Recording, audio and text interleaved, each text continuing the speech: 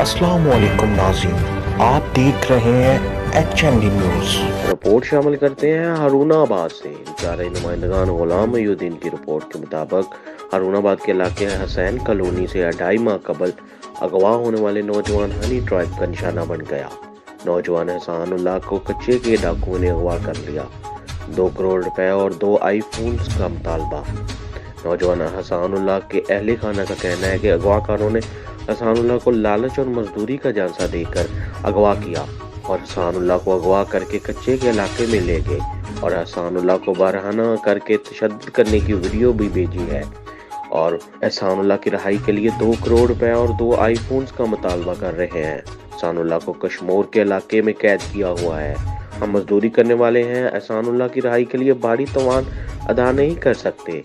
अगवाकारों के जन्म से मांगी गई रकम अदा नहीं की गई तो वो एहसानुल्लाह को कत्ल करेंगे।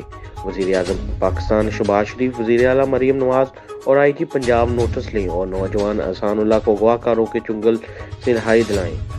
मज़ीद मालूमात और न्यूज़ के लिए देखते रहिए HND न्यूज़।